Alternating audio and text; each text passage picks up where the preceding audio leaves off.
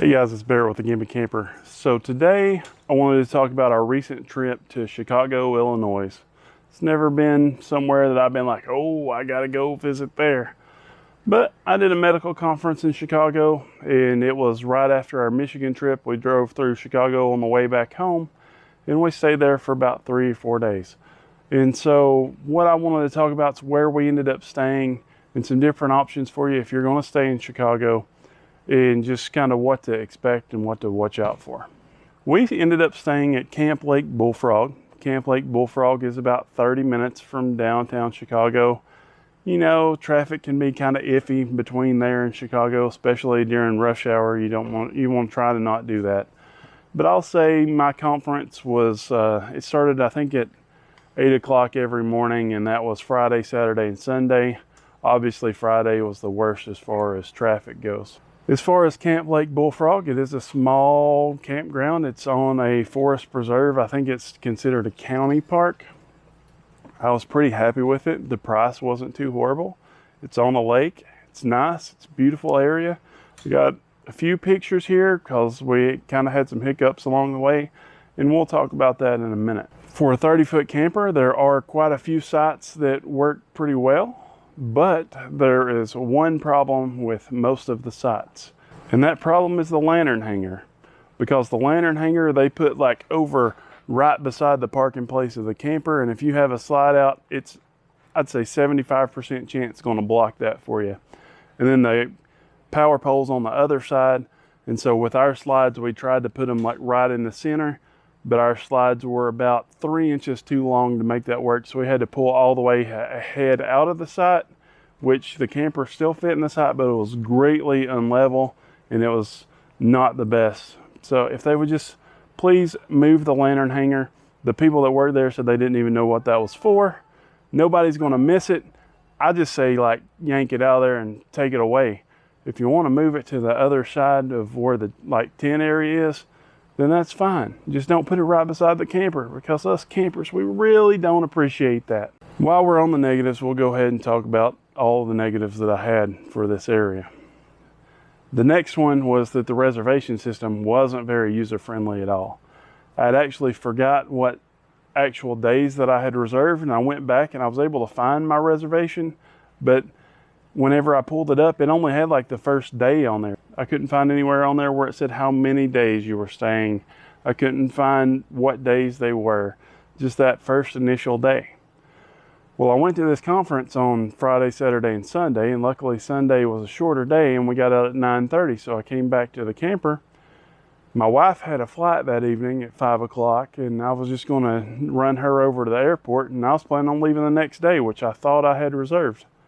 But the guy at the campground was like, "Aren't you leaving today?" And I was like, "I don't think so." He's like, "Well, I'm pretty sure you are, because we got somebody else coming in there, and you're supposed to be out by 12 o'clock. Well, I called the reservation system. They said I was supposed to be out that day. I could not extend it. I thought, surely I can just, reserve it for tonight too, because it's Sunday night. Who's going to get an RV site starting on Sunday? But somebody did.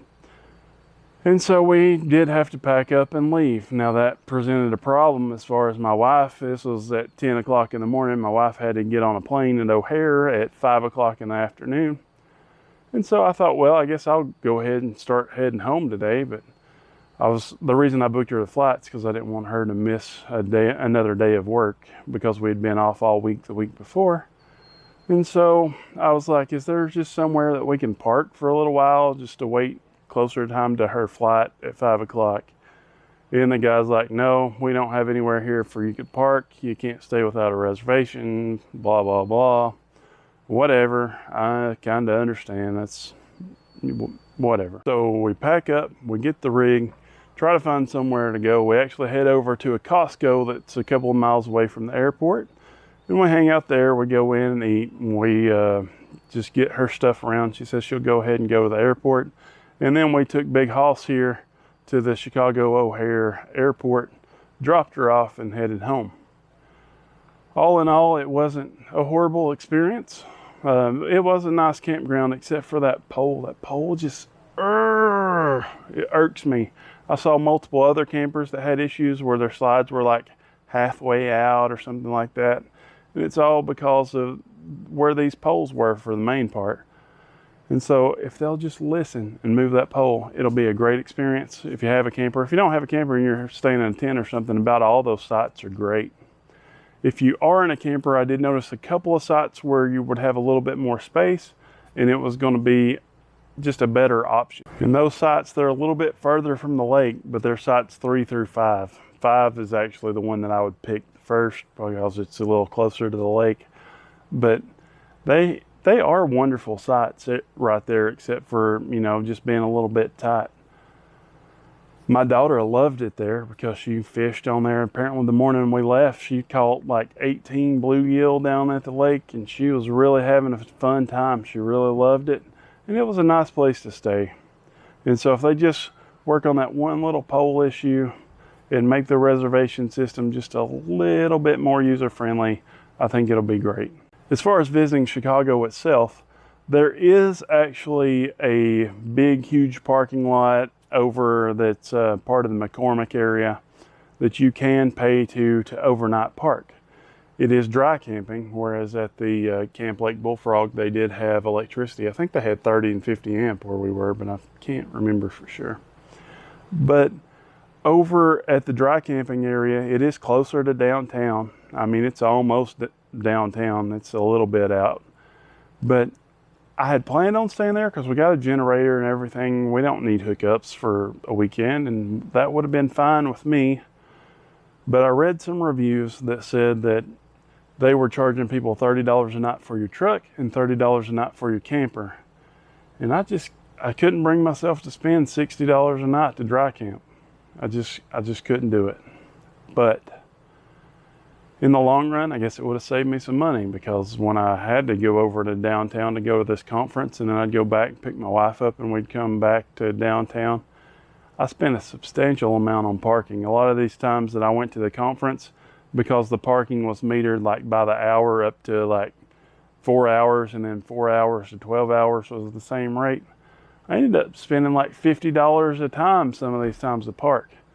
So I guess it would have came out better if I would have stayed at the McCormick Lot and probably took an Uber or something over to the actual conference.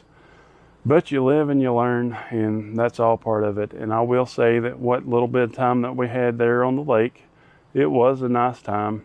I was just hoping to have like one day of just total recreation there, and apparently that's not the way that I scheduled it, and I forgot. And like I say, I had a hard time finding it just because of the user friendliness of their system. But I would overall recommend that you stay at Camp Bullfrog Lake if you're going to be in the area and you want to explore downtown Chicago. It's not that horrible of a drive, and it's a beautiful area. If I was a local there, I'd probably be hitting this place up quite a bit. There was a lot of area in the park. I will say, when you come in, you kind of wonder if you're going the right place, because you keep getting all these parking lots, and then there's like a road going out of a parking lot that goes to another parking lot, and then a roundabout, and then a bridge, and then boom, you're in a campground. So I will say that, you know, there was signs kind of pointing to the campground, but I did kind of wonder about whether I was going the right way after I got back in there.